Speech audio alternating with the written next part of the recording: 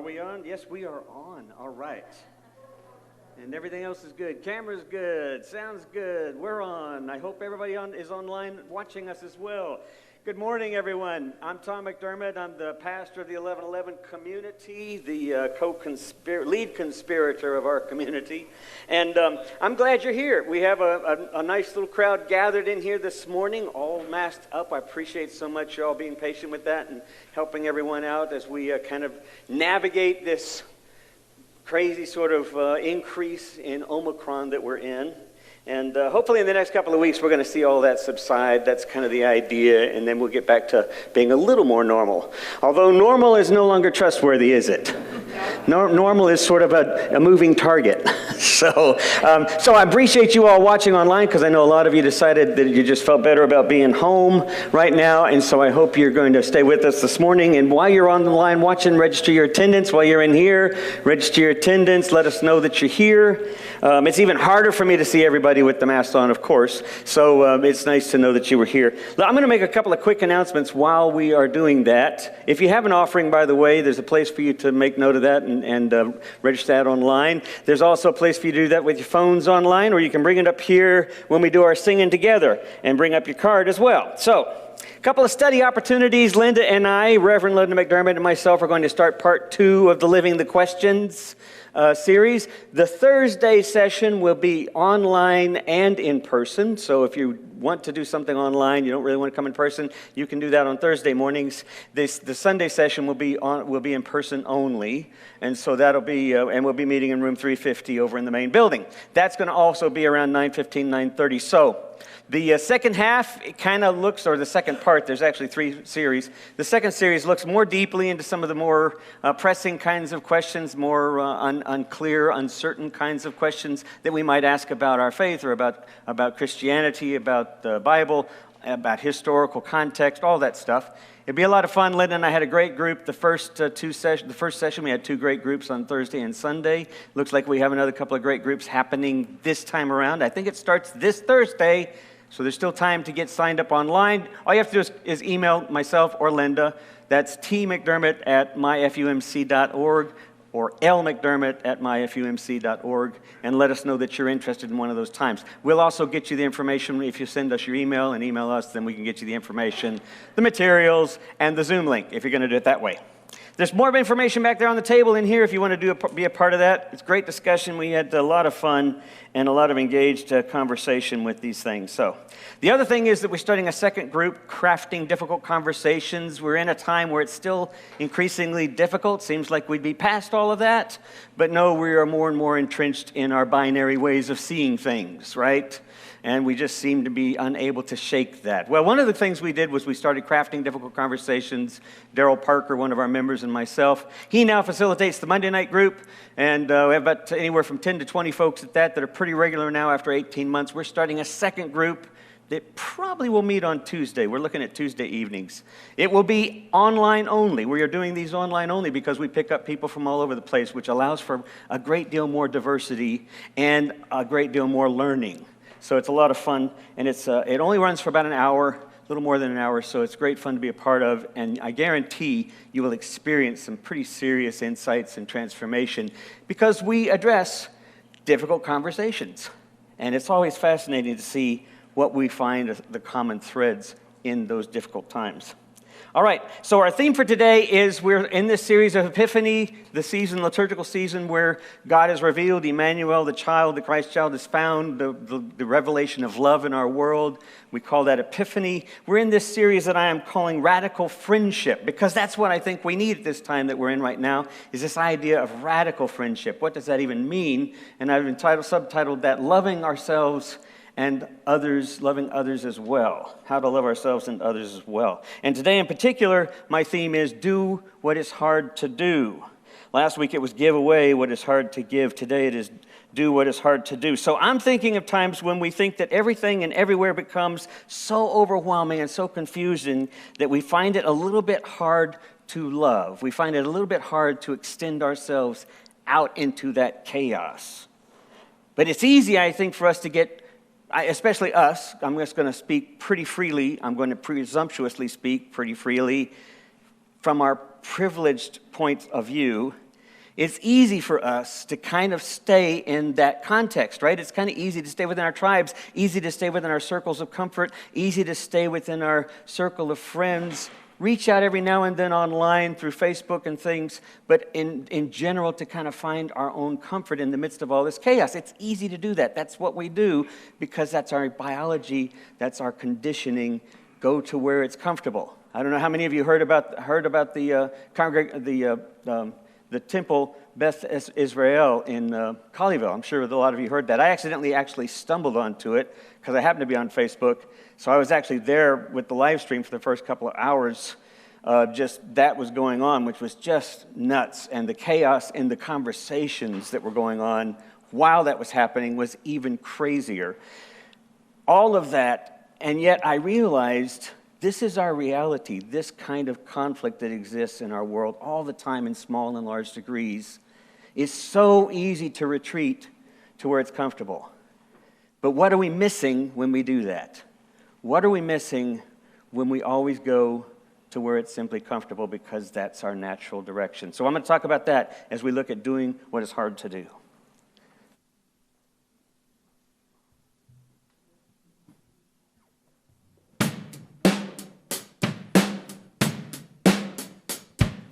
Military march in and out my head. Everything I did, everything I said. Take it to the arch for your happiness. I'm spending it like a lark, I'm singing for nothing. Hey, I get no joy. I get no joy. And all the things my mama said, I can't seem to get out my head. Everything becomes everything. You live, you love, you love, you're dead. Hey, I get no joy. Together and apart, do it all again. Right back to the start, straight up to the end. I'm such a fool at everything in you. And my heart is so blue, I'm singing for nothing. Hey, I get no joy. I get no joy.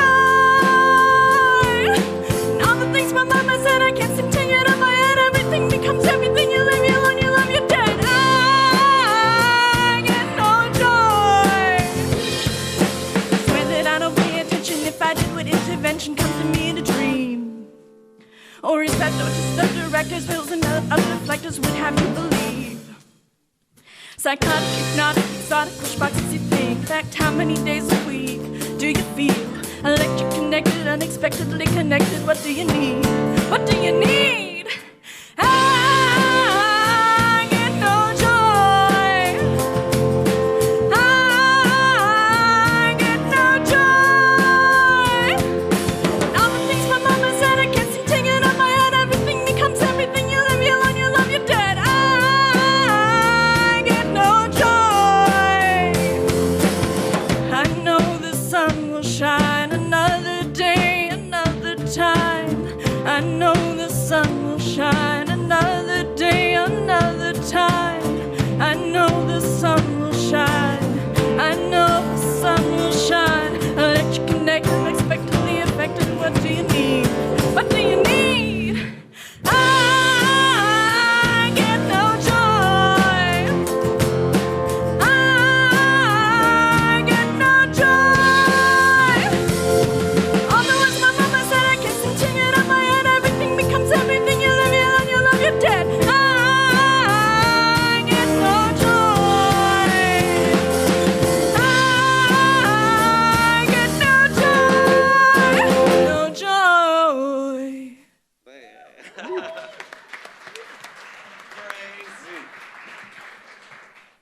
Wow. Welcome. We are going to say our welcome together that we do each week, but we're not going to say it that fast, so don't worry. How did you do that? Wow. So all of you online are welcome. All of you in the room are welcome. We're glad you're here. It's a joy to be together, especially in these unusual times. So join me in the welcome by Rumi. Come, come, whoever you are, wanderer, worshiper, lover of leaving. It doesn't matter. Ours is not a caravan of despair. Come, even if you have broken your vows 1,000 times. Come yet again. Thank you, Mary Ellen. Folks, it's time to stand and sing a good old hymn. Are y'all ready? It's a good old hymn with some brand new lyrics. Special guest over here on the cello, all the way from Latvia, Doxy Sultanov. You get extra travel pay for that, for coming in from Latvia. Okay, here we go.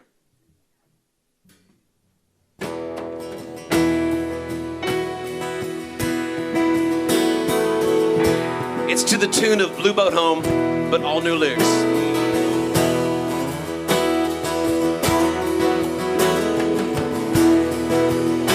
Here we go.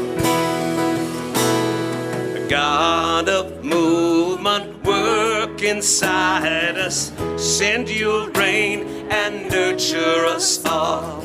Tend our roots and hearts excite us. Help us hear your ancient call. In our pain and in our laughter, present ever throughout all our days. Here before and now and after, may our living things give praise.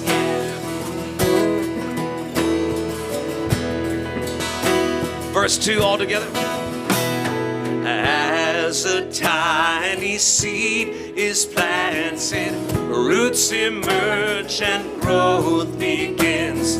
So we ask our hearts enchant and bring your kingdom forth from within. Love unquenchable, love unstoppable, reign of justice with no end. Use our lives and make it possible that your garden we may tend.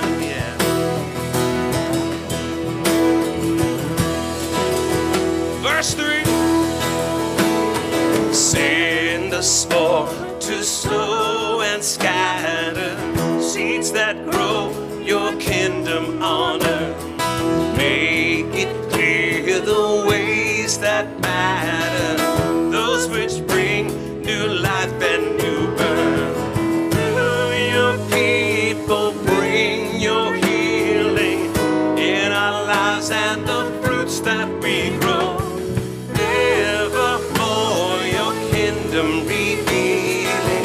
Now's the time to plant and sow. Evermore, evermore your kingdom revealing. Now's the time to plant and sow.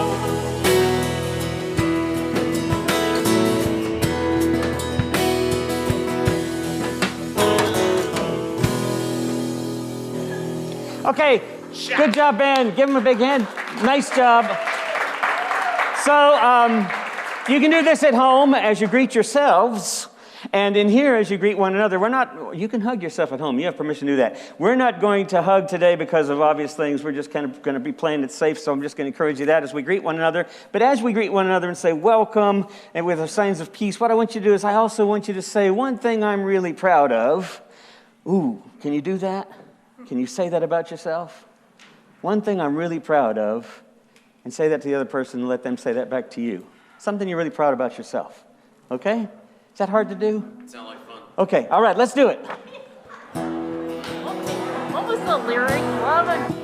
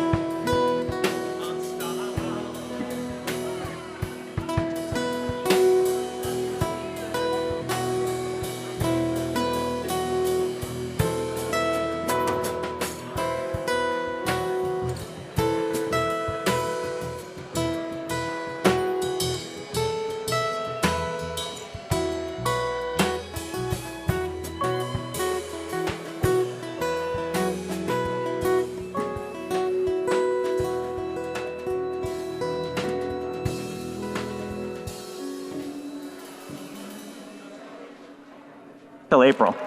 Not till. She just said the end of the... They thought you were leaving us like today. You're all packed up and then just.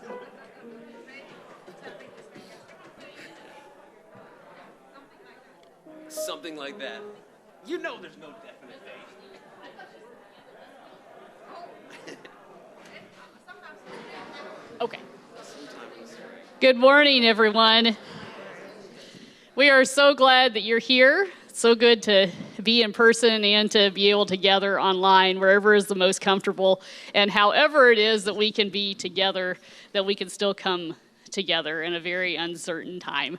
And so as we move into this Kairos time, I just invite you to be comfortable where however that is for you here in this room and at home. I'm sure you have a much more comfortable chair than what we're sitting in here.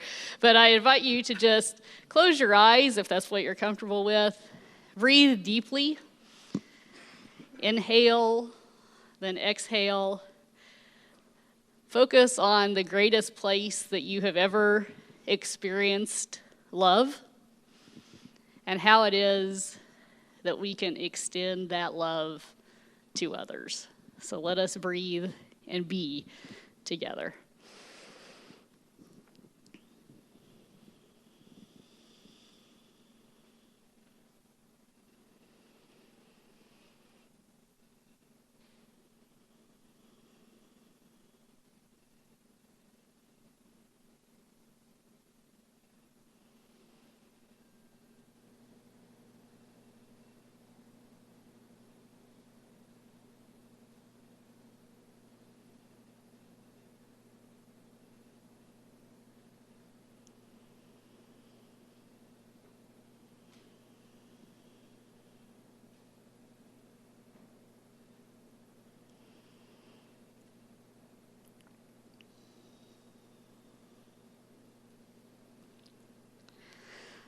O Holy One, God of goodness, justice, and love,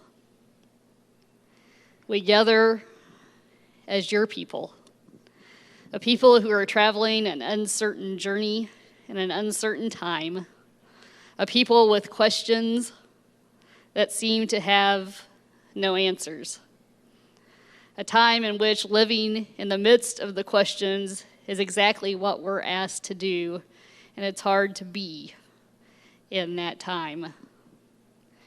Your people are held hostage both literally and figuratively. Your people are sick and dying.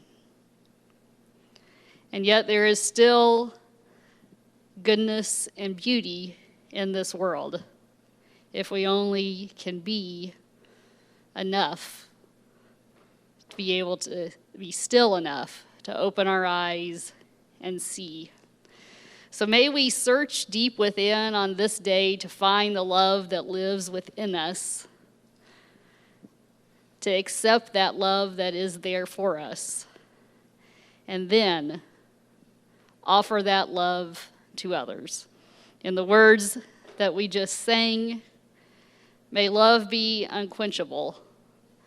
May our hope be unstoppable. And may we work so that the reign of justice can have no end. We pray these things in the name of the one in whom we live and move and have our being. Amen.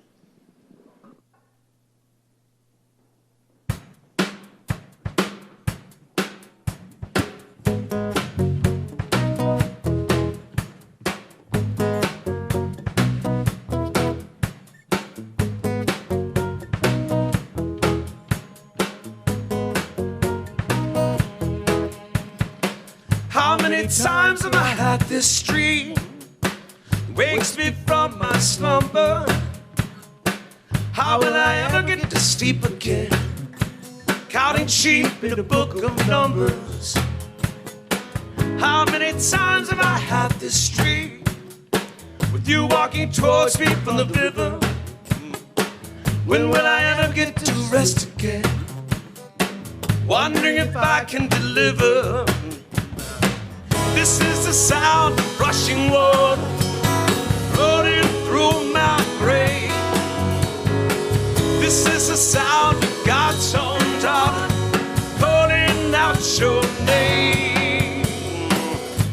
It's the sound of an atmosphere, 3 metric tons of pressure. This is the sum of all my fears, something I just can't measure. I remember the story of Jonah. He was trapped in the belly of a whale. How many times must he succeed? How many times must he fail? This is the sound of rushing water running through my brain. This is the sound of God's own daughter calling out your name. I see my shrink on an endless couch, hits me with a hammer and I say ouch. What we have here is so easy to solve, just take some purpose and some resolve. This is the sound of rushing water flooding through my brain. This is the sound of God's own daughter calling out your name. This is the sound of rushing water flooding through my brain. This is the sound of God's own daughter calling out your name.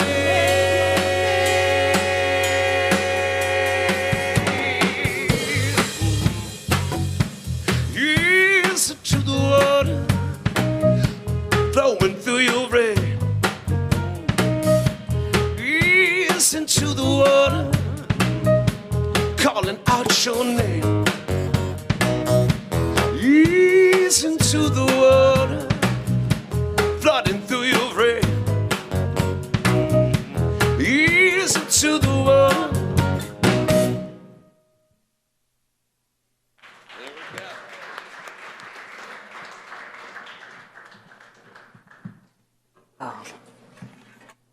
Thanks, guys. Did you all harmonize on that one? I think I heard everybody harmonize on there at the end. Yeah, everybody got a note. Bass player, cello, the drummers harmonizing.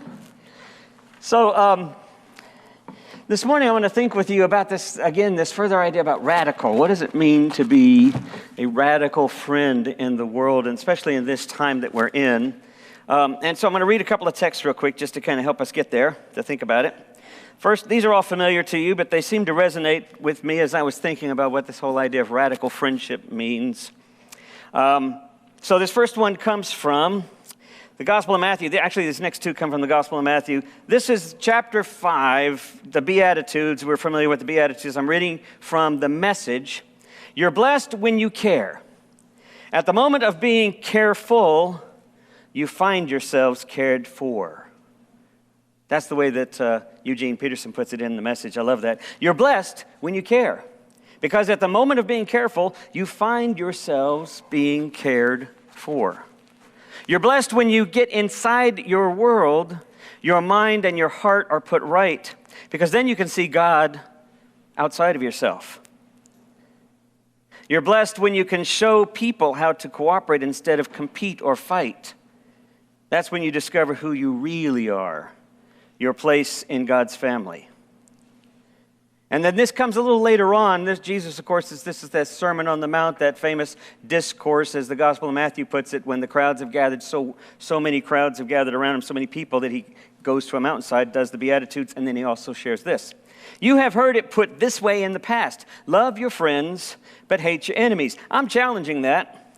I'm telling you to love your enemies. Let them bring out the best in you, not the worst. When someone gives you a hard time, respond with your deepest sense of connection with all that is sacred, for then you are working out of your truest selves, your God-created selves. This is what God does. The sun rises and sets. The rain falls upon the good and the bad alike. If all you do is love the lovable, then do you expect joy and peace? Do you expect deep joy and peace if that's all you're going to do? Anybody can do that. If you simply say hello to those who greet you, do you expect the world to change? Any run-of-the-mill sinner can do that. In a word, all I'm saying is, and I love how he says this, in a word, all I'm saying is grow up. You're kingdom subjects. Now live like it. Live out your own divine connection, your own deep acceptance. I think he actually shouldn't have said grow up. I think he should have said, what I'm saying is don't be a jerk. Or there's better words I could probably come up with. But live instead like you're a part of the kingdom. What would that even look like? So then we have this epistle written long after Jesus, probably in the 2nd century, somewhere early 2nd century. The Epistle of John, the first one, chapter 4, God is love. You know this one.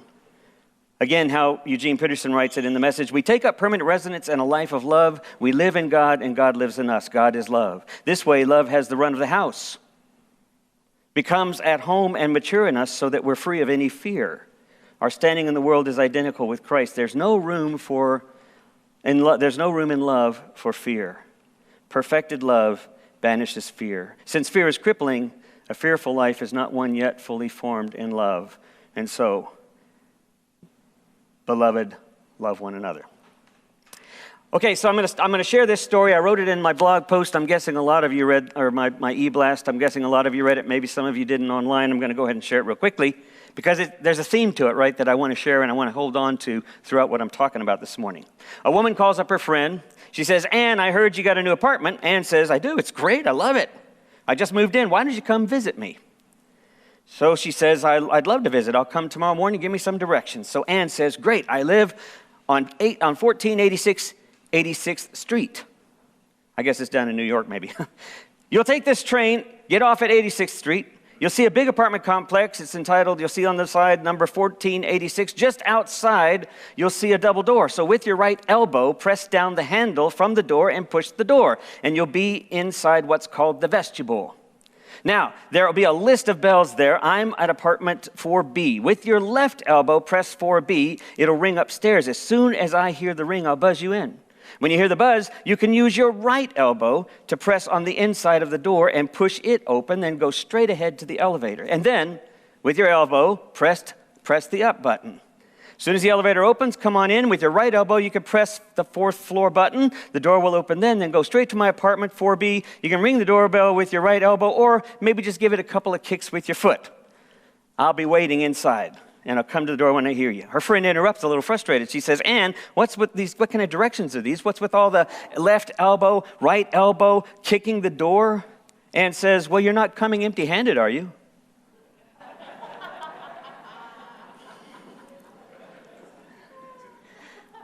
Roundabout way to get there, huh? We simply don't go into our day empty-handed, do we? I mean, we don't go into our moments empty-handed, much less into our car or to our workplace or into our office or even into our family gatherings. We never go anywhere empty-handed in essence, do we? I saw this comic strip. It's my new favorite comic strip that I love. It's called The Head and the Heart. Actually, it comes through Awkward Comics. Why don't we pull that up here and let's see if that shows there. There we go. I loved what this says. Past trauma, bad news, pandemic, past trauma, stress. Then even more on top of that, past trauma, stress, pandemic. Then minor inconvenience. And he falls and gets all weepy and overwhelmed. And Brain says, I think you're overreacting. I love this because it seems like this is something we can all identify with.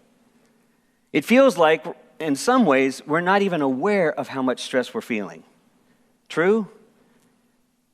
Does that not occur to you sometimes to just think back and go, man, I've lived through a lot this last 2 years.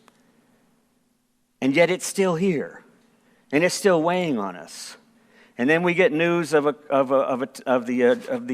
Jewish temple, the Reformed temple in Colleyville, that there's a gunman there, and there's all sorts of stress there. And then, fortunately, the hostages have all been freed. You probably read that now, but it went on for like 11 hours. There were just 4 or 5 people in there, including the rabbi. It was a live-streamed service happening Saturday morning. I kicked onto it by accident, as I said, around noon. And it was going on until about 2 before it got kicked off. But the conversations there were everything from pray, pray, pray, oh my God, how can this be happening, to commentary about the world today, to the average troll coming in and just looking for attention and saying the most ridiculous, asinine things that you can imagine anybody saying in such a context. All of that happening while the Netflix drama was unfolding on live on Facebook. It's easy to forget just how much stress we're bringing into these moments every day. And then we take what we're not even aware of into these moments. We bring our own narratives and our own baggage. And I think to myself, as I think about this story and what was going on there, I wonder if, in fact, I can imagine that there is something to love there. I don't feel love for the gunman. I don't feel love for some of the people in the comments they're making. I actually feel my body. If I'm paying attention, right? If we're paying attention to what we are embodying, I begin to feel the very tension from what's happening on the screen, from what's happening 30 miles away from me, from what's happening 5 miles away from some of you who live out in Colleyville or Keller area, some folks that we know in our community who literally live right down the street from where the temple is. And I begin to feel this kind of tension. Carl Rogers, who was one of the founders of psychotherapy, the modern psychotherapy movement, he wrote this, and I thought it was apropos. It was actually posted by a friend of mine and DeAndrea Dares. I don't know, Mary Ellen, if you knew Gus Guthrie. I'm sure you knew of Gus if you hadn't met and known Gus. Gus was a clergy person in our community. He was a member of the annual conference that I'm a member of, this annual conference. He was a pastoral counselor, a chaplain of sorts at times. He was also a pastor of a church. I knew him from seminary days. He was retired now, and probably close to 70s, if not in his 70s. He died of COVID this past week. One of those situations that you just don't think of happening, and I don't know the underlying circumstances or anything else other than I saw that announcement. And he had just posted not long before this another quote. He posts quote from time to time. He's one of those individuals that just throws out wonderful little quotes, and I remember taking this one down. It was Carl Rogers who said, "People are just as wonderful as sunsets if I can let them be. When I look at a sunset, I don't find myself saying, soften the edges, soften the orange around the right-hand corner. I don't try to control the sunset. I watch with awe as it unfolds." People are like sunsets if you allow them to be. Do you feel that way? Now, come on, honestly, do you really feel that way? You thinking about some of the folks who just pulled in front of you with the flags coming out the back, or the bumper stickers, or the angry attitudes in the media? Are you sure they're like sunsets? People are like sunsets if you let them be. The guy with the gun at the temple, the people in their comments. It makes sense for me to see this. It makes sense for me to relish or to revel in some of the gentleness that we see posted on Facebook, those beautiful quotes and such. They make sense because I can think of my friends. I can think of my family. I can think of people relatively close to me. I can think of some of you who I think of as friends, even though I don't know you all that well. But I know of you, and I've seen you. So I have some sense of you. I can think of you all as sunsets. And online, I literally envision people who are not here. When you're not here, I often actually literally think of you. Often. I don't know how often you think of me, but I think of you a lot. And I can easily think of you as sunsets. Even when you disagree with me. Can we think of those others as sunsets? How is that even possible? I want you to think about, just for a moment, one of the most beautiful sunsets. I want you to envision it in your mind. One of the most beautiful sunsets you've seen. Should be easy enough. We've all seen amazing sunsets. Imagine it just coming down on the horizon. You're just seeing the last of that golden globe, that golden ball, and you're seeing all the brilliance of orange and hues of orange and yellows and reds. And it's kicking up through the clouds. And so you see the hues begin to change to purples and pinks, and against the clouds across above you, and in the back you're wondering, how can it look that beautiful behind me when the sun is setting this beautiful in front of me? And you're literally surrounded by blues and hues of pink and orange and red. It's an amazing experience to see a sunset, is it not? Can you really imagine looking at someone else that way? It's hard to do. It is hard to do that sometimes, and that is what I think we are often called to be about when we are invited to be our truest selves as human beings, literally to look at that wash of beauty and possibility and diversity that we see even in the most difficult situations in people. Now, Rogers was best known for Carl Rogers was best known for his technique, which was person-centered therapy. Now, Todd can correct me here. Feel free to correct me Todd's our local residential psychologist here. And so you feel free to correct me. But I remember when I did my pastoral care training, because that's what I thought I would end up doing counseling, I remember Rogerian therapy as kind of the central technique that we used. It was person-centered. But the reason why it was person-centered was because Carl Rogers, one of his primary principles was this idea of unconditional positive regard. He regarded the person he was looking at with unconditional positive regard. That they had the potential to become whole and to connect with their environment in ways that were healing and in ways that projected healing. He believed in that, otherwise he felt he could not engage in the therapeutic process. Everyone had a basic sense of deep worth. This is the way Jesus put it. You've heard it said, love your neighbors, but I say to you, instead of hating your enemies and loving just your neighbors, I'm telling you to love your enemies and let them bring out the best in you. You see what's happening then? The challenge of doing what is hard to do, the gift of doing what is hard to do, is what it does for you, is what it opens up for us. Because when we can begin to love our neighbors, when we can begin to see the sunset in our enemies, when we can begin to see even our enemies from that perspective, from that possibility of what we're not seeing, but that there is beauty there, that there is potential there, that there is unconditional love there. When we begin to see that, do you see how it opens you up? Do you see how it changes you? Because you can't change them. You cannot change another person. I can't do it. I've tried. I think Linda's watching. I'm not talking about her, though. I'm talking about just anybody I work with. I've tried sometimes so hard to change people's attitudes. And I've realized that I can't change them. The only reason why I stand here in front of you and speak is because the more vulnerable I am and the more authentic and honest I am, I hope it helps me. I don't know if it helps you. I hope it does, but I don't know. I can't change you. But if I can start seeing the potential in the sunset and the unconditional love and the God connectedness in all of you and in everyone else I encounter, then maybe it can start to open me up to a deeper sense of healing and connection in my world. I think that's why Jesus says when he's telling the Beatitudes, blessed are those who engage in non-zero-sum ways of relating to the world. He doesn't use those words. But that's what he's saying. Blessed are those who see other ways than competition, who see ways of cooperation, who see ways of collaboration, who see ways of empathy to bring about peace, because they literally will find it. They will be a part of it. So the change is not the other. The change is ourselves.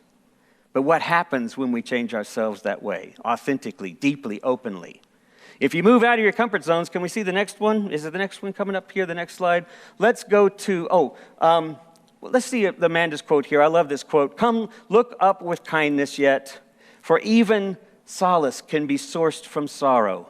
We remember not just for the sake of yesterday, but to take on tomorrow. I shared this in my e-blast. It was in her collection of books, her newest collection of poetry entitled, Call Us What We Carry, which I think is a beautiful title for a book, right? It's a beautiful phrase for our lives. Call us what we carry, what we bring into all of our moments. But I wanted to look at this next one, if it is there. Oh, it's not there. Go ahead. You can come back to the other one in a minute. Keep going. Love your neighbor. There it is. Yep. I love this one. I can't read it here. I'm going to have to try this. What are you doing? I'm stretching out your comfort zone. I'm not comfortable with that, says the brain. The heart says this is exactly the point. So by pushing the boundaries of comfort, says the brain, we actually make the comfort come larger in the future. I'm a genius. And the heart says, are you serious? That's the challenge I think we have, is to push those comfort zones. And until we do, I don't think we find ourselves in places of deep healing and deep joy. I think we find ourselves in places of comfort. And honestly, there's absolutely nothing wrong with that. You know that because that's what we feel from time to time, almost daily. We revel and live and enjoy so much comfort. The only discomfort we really have to experience, to be honest, if we're honest with ourselves, the only real discomfort that we find is when something that's just a part of life happens to happen.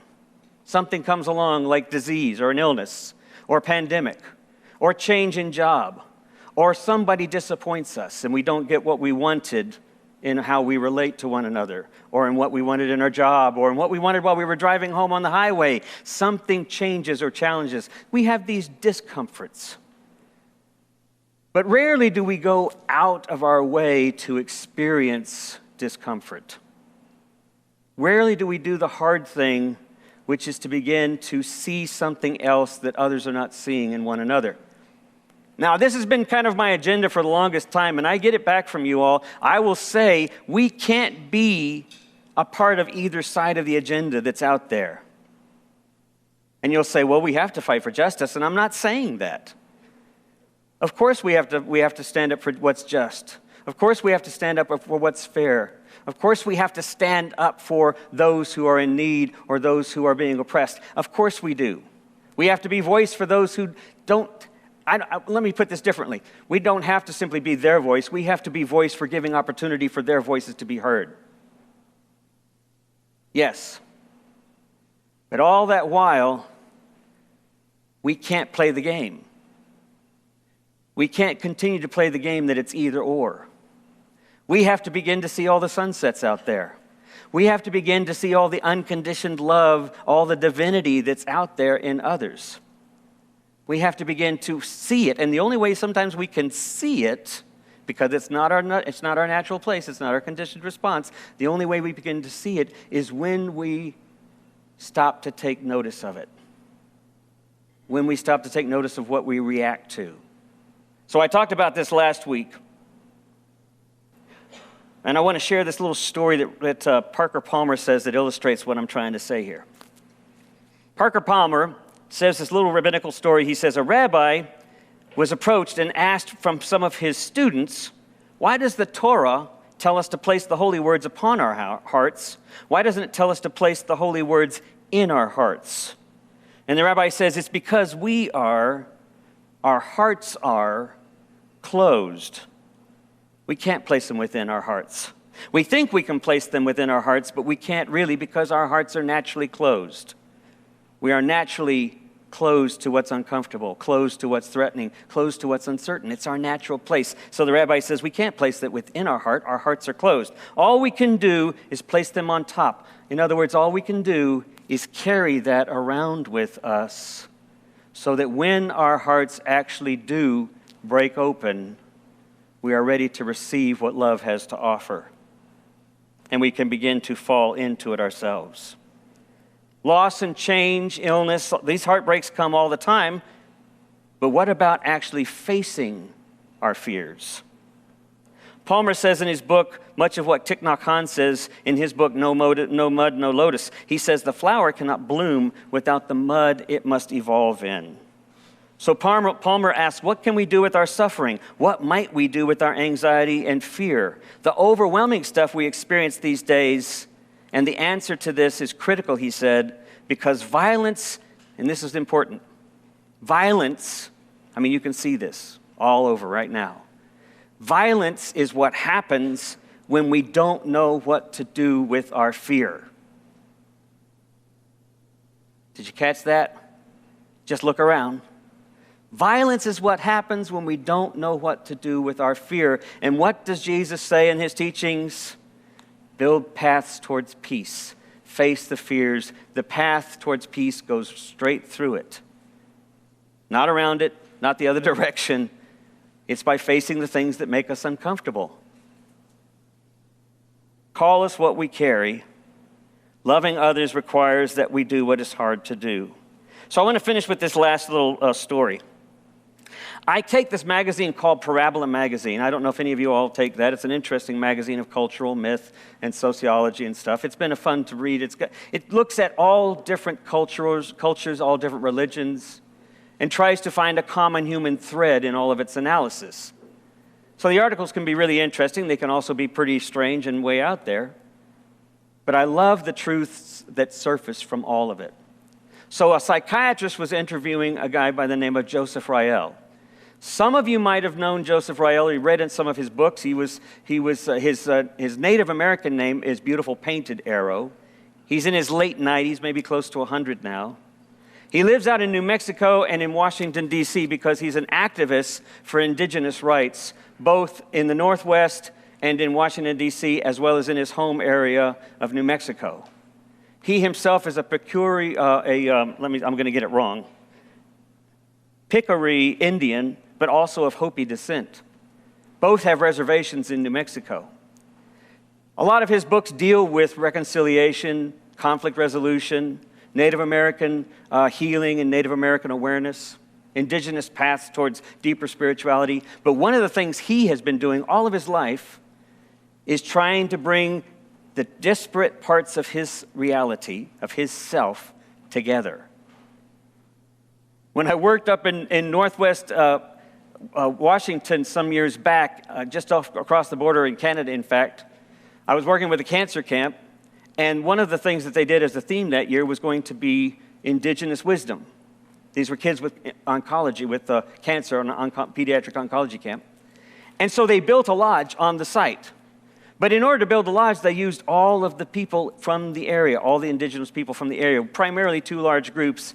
It was the Ojibwe and the Odawa. And it was always interesting because you would think, well, Native Americans, but you would think, well, white people. We're all alike. We all think alike, right? No, of course not. We all have our tribes and our allegiances to those tribes. And sure enough, the Odawa community would show up and they would complain about the Ojibways. The Ojibwe community would show up and they had their complaints about the Odawa. And that went on throughout the whole week until literally one of the kids started noticing it and confronted it himself, like the emperor's clothes, the emperor's naked, literally confronted them one day as they were building and they were in their own sides and says, I don't understand why you people can't get along.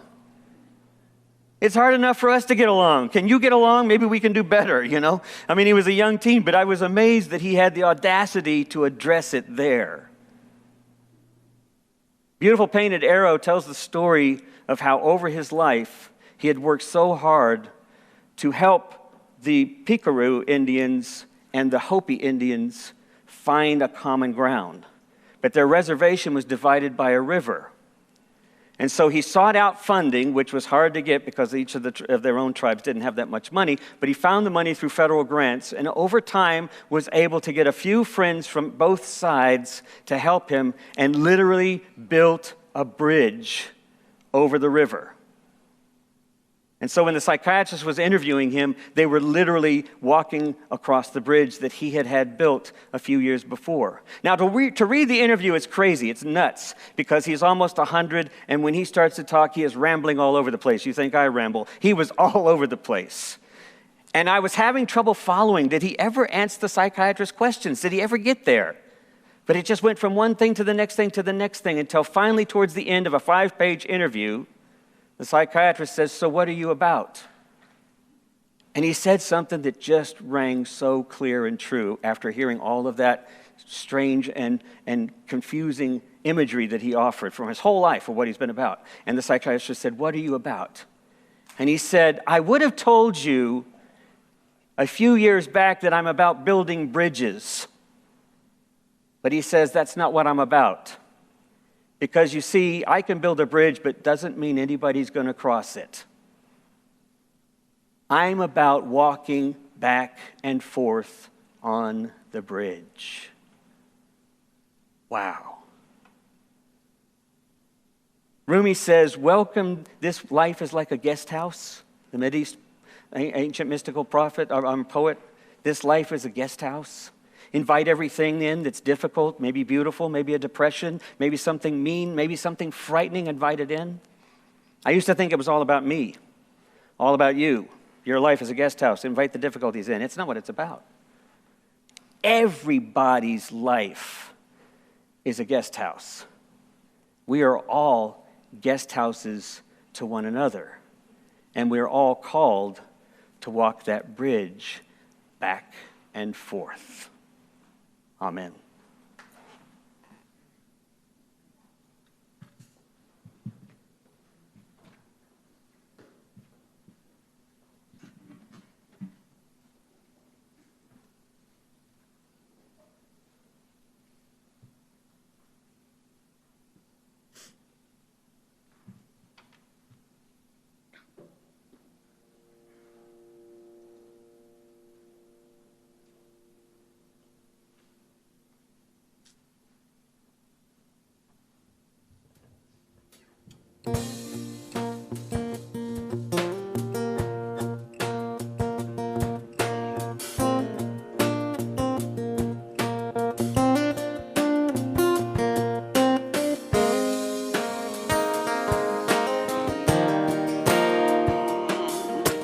Give me a word, give me a sign. Show me where to look and tell me what will I find? What will I find?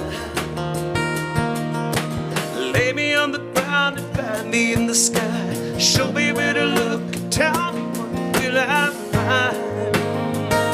What will I find?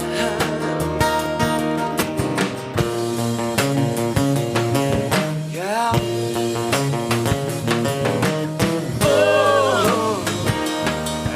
Let your light shine down. Oh, heaven, let your light shine down. Oh, heaven, let your light shine down.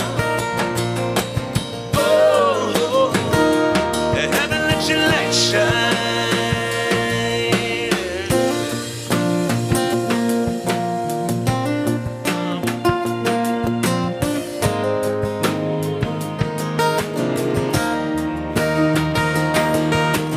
Love is in the water, love is in the air. Show me where to go and tell me will love be there? Will love be there? And teach me how to speak, teach me how to share. Teach me where to go and tell me will love be there? Will love be there?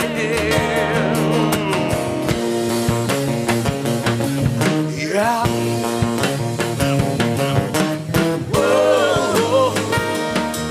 Let your light shine down. Oh, heaven, let your light shine down.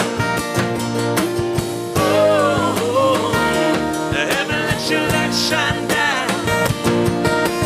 Oh, heaven, let your light shine.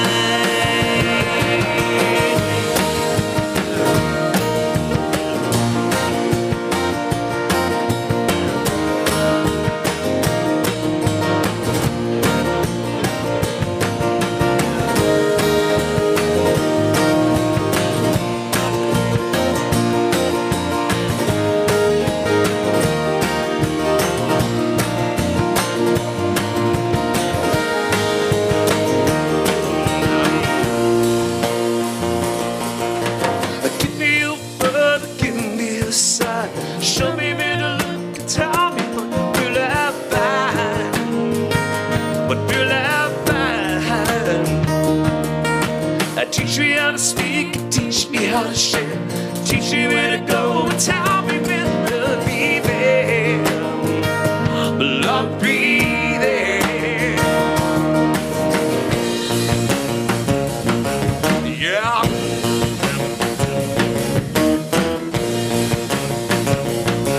Yeah.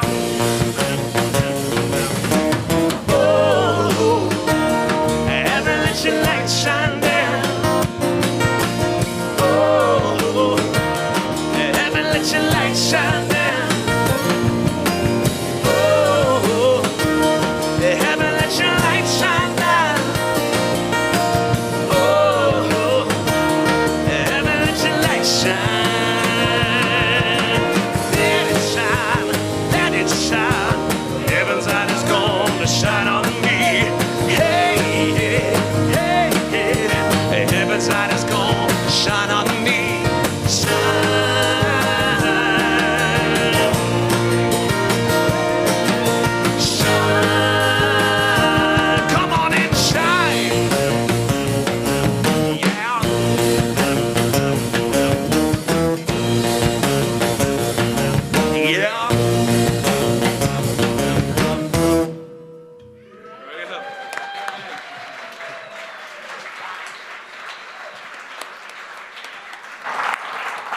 don't know if you noticed that last lyric, or at least not the last, but a couple of pages back in there. I wonder if you can go back real quick. Ed, can you back up to where it says, show me a word, give me a word, show me a sign.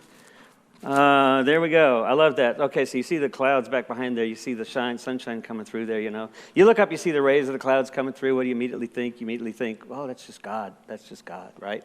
No, it's not. It's your enemy. It's the person you have difficulty with. It's the difficult moment you're having. See, it says, give me a word, show me a sign. Where does Jesus say to look? It doesn't say look elsewhere. Look within and look to your neighbor, but not just your neighbor, look even more to your enemy. The path to peace requires that we allow love to literally cast out fear. And that's a challenge. So last week I sent you out with that homework, and I said, guys, you're going out throughout your day. I don't know how many of you do my homework, but I'm going to give it to you anyway. What I did was I asked you to go out and see how many times you can think about, you can notice how you're acting out either of the emotion of love or you're acting out of the emotion of fear, right? Love is curiosity, kindness, generosity, engaged, attentiveness. Fear is angry, anxiousness, greed, control, right? We do a lot of things out of fear, people. So I asked you to notice that. So this week, what I want you to do is I want you to be more intentional. I want to invite you to actually do what I do. I call it clutch, brake, and stop, because I drive a 6-speed. The thing I love about a 6-speed is although it hurts my left foot, and I actually have bruises now from driving a clutch for 10 years, but you can push that clutch in and you don't have to keep on the gas. Now you can let off the gas, but it's harder to think about that clutch because the clutch is intentional. I have to think about it, push it in, and then put on the brake. And the challenge for somebody with a stick shift is to actually stop. I mean, I guess it's a challenge too if you've got a car, just a regular automatic. Some of us don't like to step on that brake too tight. So I suppose it works both ways. But I want to challenge you to actually stop. When you sense yourself getting anxious, put on the clutch, press the brake, and actually stop for a moment. And just notice it. I'm really anxious at this moment. Notice it. Stop acting out of a conditioned response that says, I need to get where I'm comfortable. Just stay there for a moment and ask questions about it and why, and notice it. Is it really controlling who you are, or is it more conditioned who you are? You're acting out of that. And I invite you to do that this week as we go into next week and look at the next step on this path of becoming a radical friend in the world. It's not easy doing what is hard to do. It's much easier if we just stay aligned with our parties, our tribes, our zero-sum orientation to things. It really is. It's just not helping. Bless you. Amen.